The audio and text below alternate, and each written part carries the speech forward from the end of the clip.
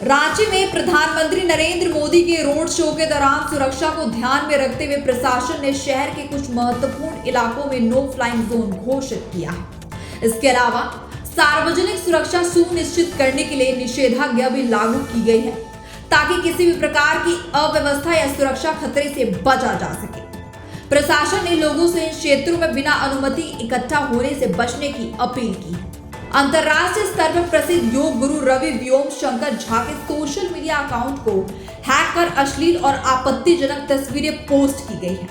इस घटना से उनके लाखों प्रशंसकों और योग प्रेमियों में निराशा और आक्रोश का माहौल है। रवि झा अपने योग साधना के साथ साथ अद्वितीय विश्व रिकॉर्ड के लिए भी प्रसिद्ध है। उन्होंने दुबई में 24 घंटे 6 मिनट तक जल में योग साधना कर Guinness book of world record में स्थान हासिल किया है। इस प्रकार की अप्रिय घटना उनकी प्रतिष्ठा पर गहरा आघात पहुंचा रही है।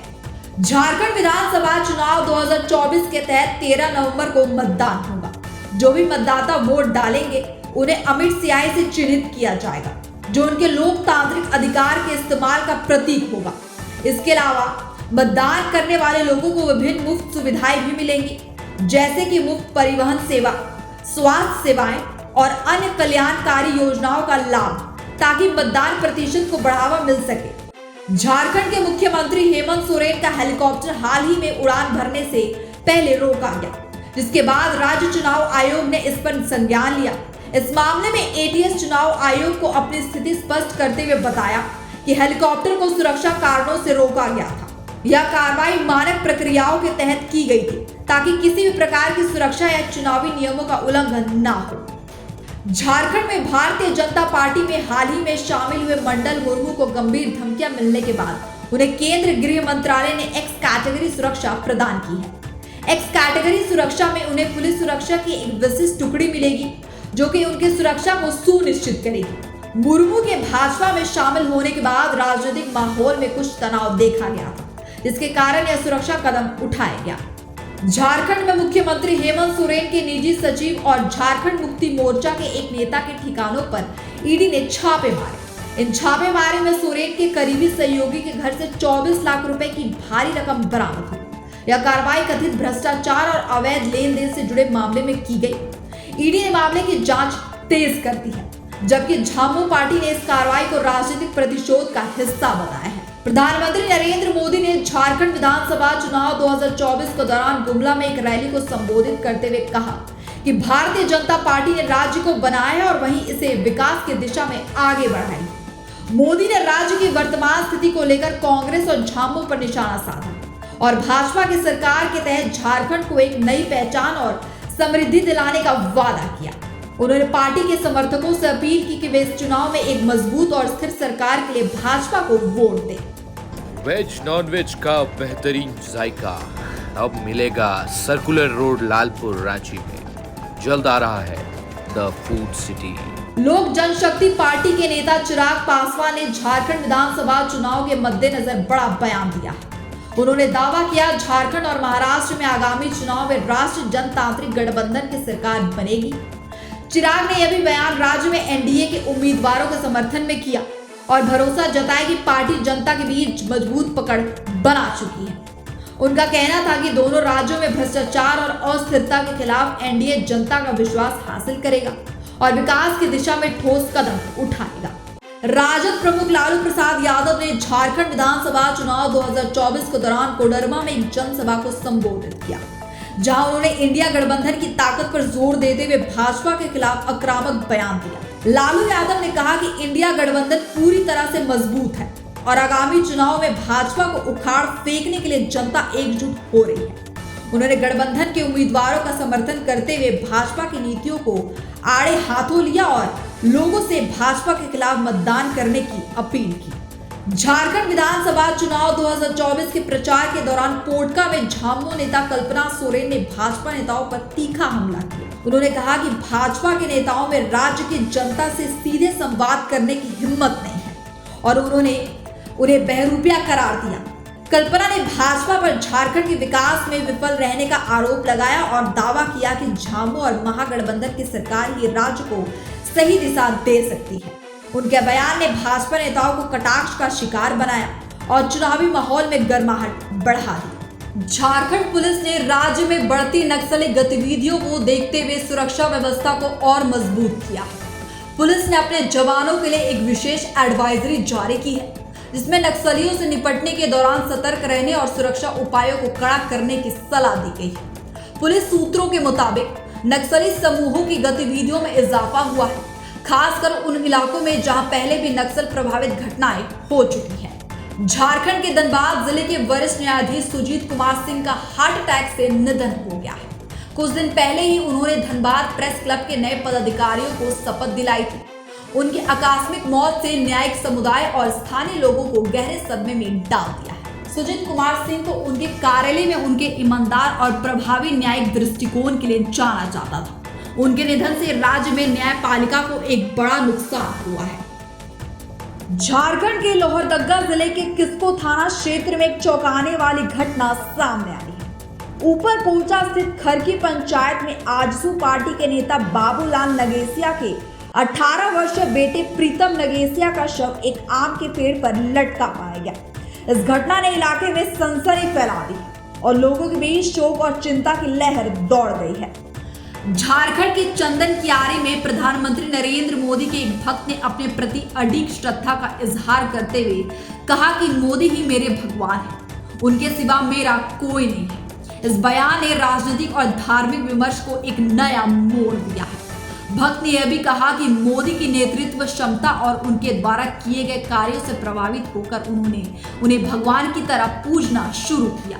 यह बयान प्रधानमंत्री मोदी के प्रति उनके समर्थकों की गहरी निष्ठा और श्रद्धा को दर्शाता है, जो चुनावी माहौल में अहम हो सकता है। झारखंड में विधानसभा चुनाव के कारण आचार संहिता लागू होने से 1000 करोड़ रुपए से अधिक लागत वाली एक प्रमुख सड़क परियोजना में काम रुक गया है। यह परियोजना राज्य के विकास के लिए एक महत्वपूर्ण मानी जा रही थी, लेकिन चुनावी प्रक्रिया के दौरान आचार संहिता के तहत सरकारी योजनाओं का शुभारंभ या क्रियान्वयन प्रतिबंधित है। राज्य सरकार ने स्पष्ट किया कि चुनाव संपन्न होते ही इस सड़क परियोजना का काम फिर से शुरू किया जाएगा, जिससे इलाके में यातायात की सुविधा और आर्थिक गतिविधियों को बढ़ावा मिलेगा। प्रधानमंत्री आवास योजना के तहत पात्र लाभार्थियों को मकान देने की प्रक्रिया में ठगी की घटनाएं बढ़ गई है। कुछ ठग योजना में नाम दर्ज कराने के नाम पर 500 से 2000 रुपए तक की राशि मांग रहे हैं। इस धोखाधड़ी में आम लोग, खासकर गरीब और ग्रामीण क्षेत्र के लोग निशाना बन रहे हैं। स्थानीय प्रशासन और लोगों से अपील की है कि वे किसी भी व्यक्ति से पैसे ना लें, क्योंकि सरकार द्वारा कोई शुल्क नहीं लिया जाता। छठ महापर्व के बाद यूपी और बिहार के यात्रियों की वापसी के दौरान रेलवे स्टेशनों पर बढ़ती भीड़ को देखते हुए भारतीय रेलवे ने समस्तीपुर रेल मंडल में 65 स्पेशल ट्रेनों का संचालन शुरू किया है। यह कदम यात्रियों को आसानी से अपने गंतव्य तक पहुंचने में मदद करेगा। समस्तीपुर रेलवे मंडल ने यात्रियों के लिए होल्डिंग एरिया भी तैयार किया है, ताकि स्टेशन पर भीड़ को नियंत्रित किया जा सके और यात्रियों को ट्रेनों के बारे में सही जानकारी प्रदान की जा सके। बिहार में अगले कुछ दिनों तक उमस भरे मौसम का सामना करना पड़ेगा। मौसम विभाग के अनुसार कल भी राज्य में गर्मी और उमस का प्रभाव बना रहेगा, जिससे नागरिकों को राहत मिलने की कोई उम्मीद नहीं है। हालांकि ठंड का मौसम आने में भी कुछ वक्त है। इसी बीच दिन और रात के तापमान में मामूली उतार चढ़ाव देखा जा सकता है, लेकिन राहत मिलने की संभावना फिलहाल नहीं है।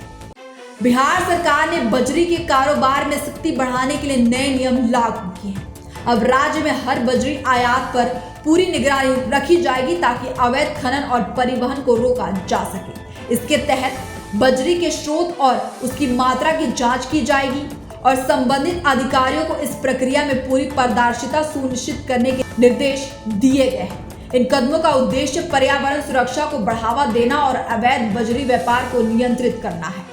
बिहार के सिवान जिले में सियार के हमलों से हड़कंप मच गया है। सियार ने 2 लोगों को गंभीर रूप से घायल कर दिया, साथ ही कई जानवरों को भी लहूलुहान कर दिया। इस हमले से इलाके में दहशत फैल गई है और ग्रामीण रात में बाहर निकलने से डर रहे हैं। स्थानीय प्रशासन और वन विभाग को इस मामले की सूचना दी गई, लेकिन सियार के बढ़ते हमलों से लोग भयभीत हैं। समस्तीपुर जिले में 2 भाइयों के बीच 7 फीट जमीन को लेकर खूनी संघर्ष हो गया, जिसमें दोनों पक्षों के 6 लोग घायल हो गए। मारपीट और खूनी संघर्ष के दौरान गंभीर रूप से घायल हुए सभी लोगों को अस्पताल में इलाज के लिए भर्ती कराया गया है। इस घटना के बाद इलाके में तनाव व्याप्त है और पुलिस मामले की जांच कर रही है। बिहार के मेदपुरा जिले में मुरलीगंज थाना क्षेत्र में रविवार सुबह ट्रैक्टर और ई रिक्शा के बीच हुई भयंकर टक्कर में एक युवक की मौत हो गई, जबकि 4 लोग गंभीर रूप से घायल हो गए। घायलों को इलाज के लिए अस्पताल में भर्ती कराया गया है। यह दुर्घटना प्रसादी चौक पर हुई, जिससे इलाके में अफरा तफरी मच गई। पुलिस ने मामले की जांच शुरू कर दी है और हादसे के कारणों का पता लगाने की कोशिश की जा रही है। मेदिनीनगर के पाटन थाना क्षेत्र के भंडार गांव के पास रविवार शाम नीर गाय को बचाने के प्रयास में एक टेम्पो पलट गया। हादसे में कांदू मोहल्ला निवासी प्रियंका कुमारी, उनका 5 वर्षीय पुत्र लवीश, पम्मी कुमारी और पाटन निवासी ममता देवी समेत 6 लोग घायल हो गए। सभी घायलों को पहले पाटन सामुदायिक स्वास्थ्य केंद्र लाया गया, फिर गंभीर स्थिति देखते हुए उन्हें मेदिनी राय मेडिकल कॉलेज और रांची रिम्स रेफर कर दिया गया। पुलिस घटना की जांच कर रही है। समस्तीपुर जिले में सरकारी स्कूलों में शिक्षकों के लगातार परीक्षण के बाद अब उनकी कार्य प्रणाली की निगरानी की जाएगी। टीचर ट्रेनिंग कॉलेज के शिक्षक स्कूलों का दौरा करेंगे और यह सुनिश्चित करेंगे कि शिक्षक बच्चों को सही तरीके से पढ़ा रहे हैं या नहीं।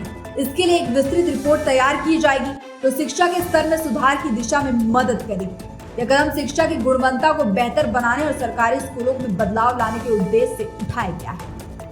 बिहार के बरौनी जंक्शन पर रेलवे अधिकारियों की बड़ी लापरवाही सामने आई। गाड़ी संख्या 15,204 के संटिंग के दौरान संटमैन की गई जान।